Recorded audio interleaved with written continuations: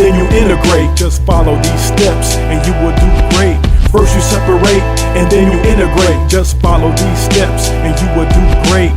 First you separate and then you integrate. Just follow these steps and you will do great.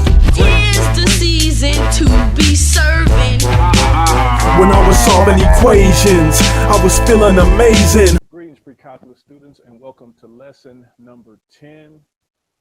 We're going to continue our exploration of limits, and today we're going to concentrate on looking at limits, finding limits, I should say, from a numerical perspective. We'll first kind of review what we covered yesterday to bring some insight into how we're going to find these limits from a numerical standpoint. All right, so I'm looking at these examples, and these are some of the same graphs from yesterday. And I just want to talk about again how we find limits at different values of x, and also speak on how that informs us finding limits numerically. So when we find limits numerically, we're going to be finding limits from tables. So we're going to look at a table of values, and I'm going to show you how that table correlates to what we're seeing in the graph here. So let's take a look at this graph. So I want to find a limit at a couple of spots. 1 definitely, -1 definitely, and maybe something like 4 as well. So let me begin on finding the limit as x goes to 1. So again, when we find limits, we look at the function, where it goes from the left and the right, and we need it to be going in the same place from the left and the right. What we're not concerned with finding limits are open or closed circles. Those tell us the value, closed circles do tell us the value of the limit at the point, but that's not our main concern when finding limits. So like here, the limit as x goes to 1 here is 5. And here, the limit as x goes to -1 does not exist because it's approaching 2 different numbers from the left and the right. So how does that kind of correlate to finding limits numerically and looking at a table of values? Well, when you look at a table of values, what you'll see, for instance, if you're finding the limit as x is going to 1, you're going to see a table of values going to 1 from the right. So those are numbers that are greater than 1 but getting close to 1. Maybe 1.1, 1.01, 1.001, something to that effect. And then you'll see numbers coming from the left, approaching 1, but are less than 1, maybe 0.9, 0.99, 0.99, etc. And what you want to see for your y values or your f of x values is you want to see them being fairly close to a particular number. Like if I journey this graph, the closer I get to 1, the closer and closer the numbers get to 5. And that's kind of what you want to see in the table. As the values are approaching whatever x value is going to, you want to see those f of x, those y values being very, very close to a particular number. It should be pretty clear that they're approaching a certain number. And if they seem to be all over the place or not particularly close, like well spaced apart, then that's an indication of the limit not existing. And again, when we look at the table, and I'm going to look at a couple of graphs before I start looking at the tables. When we look at the table, again, we may see the value at the point different from the value that it's approaching from the left and the right. And again, the limit comes from the value we're approaching from the left and the right, not the value at the point. And also when we look at the table, we may see it approaching 1 value from the left and 1 value from the right. And that will be, of course, an indication that the limit doesn't exist. Let me look at another graph. So I'm going to look at this graph, and I'm sorry. I said on this graph, I would look at something like the limit as x goes to 4. And here to see as x goes to 4, you can see that may be a little bit higher than 2. So maybe it's not right on 2. But for the sake of argument, I'm just going to say it's at 2. And you can see, it's coming to the same place from the left and the right. And it's actually equal to that same point as x equals 4. So that's a nice, very beautiful situation there that we'll talk about a little bit later, where the limit is equal to the value of the function at the point. Okay, so now let me go to this next graph. And this next graph, I'm concerned with the limit as x is going to 1. And if you look at this from the left and the right, you'll see that the limit is going to 5 But you'll also see that f of 1 is undefined. I have an open circle and I have no closed circle. So that means f of 1 is undefined. And so you're going to see that when you look at the table, you're going to see when you look at the table, you're going to see the value at the point either say undefined or say error. It'll say error because that's what calculators normally say.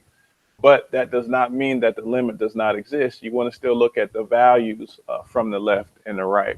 And the last review graph I want to look at before we start looking at the tables is the guy with the vertical asymptote. So this guy, and again, this one we were finding the limit as x equals 0.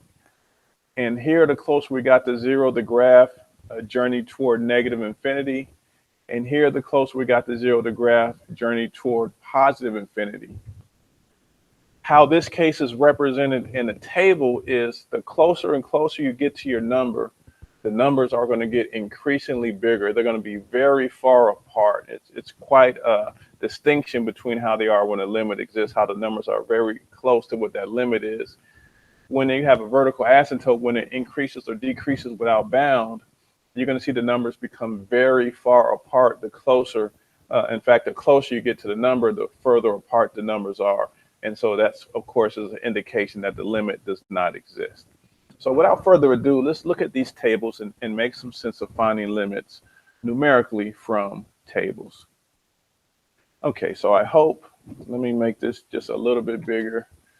That should be big enough. I hope this can be easily seen on your screen. And the problem is saying, find the limit of f of x as x goes to -9. So you can clearly see here, these are x values are going to -9. Here they're going from -9 from the left. These are values which are less than -9. And here they're going to -9 from the right. These are values which are greater than -9. And what we're concerned with are our f of x values. If they appear to be approaching a number, they should be very close to a particular number. And it should be the same number from the left and from the right for the limit to exist. So if you look carefully at these f of x values, and that's where we get the limit from, the f of x values, I think you would agree both from the left and the right, they're approaching 5. So the limit is 5. So it's really that easy. When the limit exists, it'll be quite clear the value that f of x is approaching from the left and the right, as long as it's the same finite number, and then that's going to be the answer. Let's look at another example.